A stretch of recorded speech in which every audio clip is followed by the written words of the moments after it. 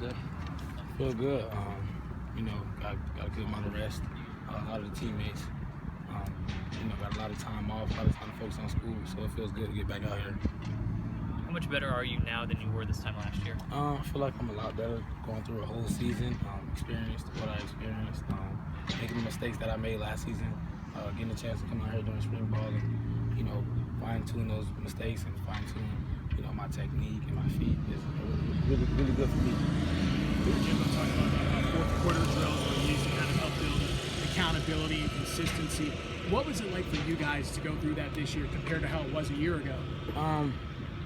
As a leader now, going through 4 quarters, me and Darren, we kind of, took over the leadership role and, trying to get these guys to buy into, Jimbo Fisher's process and how he wants things done. So 4 quarters this year went by real smooth. And a lot of new guys had to learn how to, mentally focus and mentally strain, but for the most part, I feel like we did a good job. And how the guys reacted? They were given the orange jersey for kind of not following through on what was asked. They got right. Everybody else got on garnets, and if you got on the orange, that's just bad for your teammate.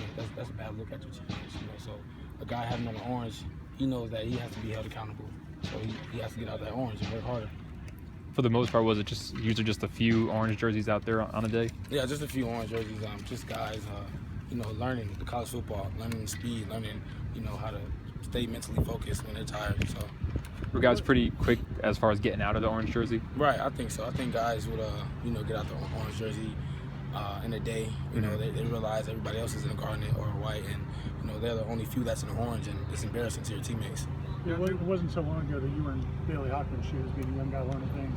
Were you trying to take him under your wing a little bit and help him out? Yeah, of course. That's how we do it here at Florida State. We bring the young guys in, and right now, I'm not the oldest of the oldest, but I'm considered an older guy, so getting Bailey prepared and getting him ready is a big part of my job. What do you remember about your first practice or two, and what are some of the most important things for guys who are out here for the first time to get used to? I remember just things being so fast, play calls and trying to remember the plays and my reads and just so much before the snap.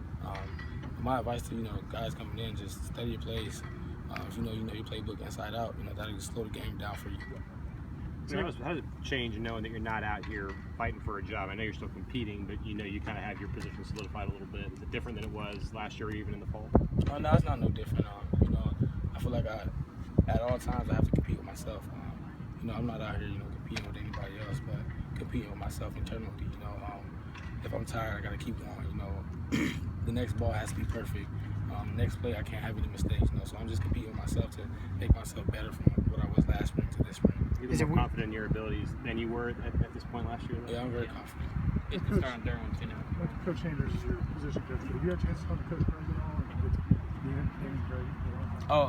Yeah, I talked to him before, but I haven't really had sat down and had a conversation with him.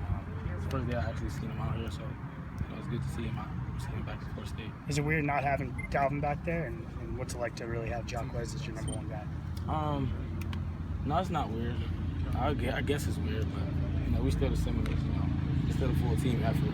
I'm gonna miss Dalvin, but he's reached his peak and he has to go. So a lot of the young guys are stepping up and learning fast, so it should be fun. You mentioned young guys. General impressions of Cam Akers and kind of what he's done in fourth quarter drills and first practice here. Very strong kid. I see mental toughness in him, and I feel like he can help the team tremendously as a true freshman, or even next year and in the years to come. So I see a very mature young man in him. Those early enrollees, is it just learning how to practice the pace at this level? Is that going to take them a little while? I don't know. Most guys are different. It took me a little while to get the college pace down. But at the same time, I'm a quarterback. We have to know more things than other positions. So some positions might get it down quicker than other positions. But it's a process and it's a grind. Studying the playbook every day after practice, learning from the mistakes you made, because mistakes are going to happen. So. Did you get to work with any of these other centers in the past? Because I know Alec being out. Yeah, Baby on a couple times, but we've been working all spring, off the borders and stuff. So I'm familiar with the centers we have now. You guys are coming on your own? Right. Have you seen some of the receivers step up, especially now with Bobo and Kermit and Travis all gone? Those other guys, they kind of stepped into those shoes, you think? Right. I don't know. I feel like they don't have a choice but to step up. And Mooney, Tate, Keith Gavin, George Campbell, Devontae Phillips, just to say a few names. Those are guys that will step into those roles and become, the receivers for our team. So I feel very confident in those guys. They all went through 4 quarters tremendously well. So we should see what the season brings. One more.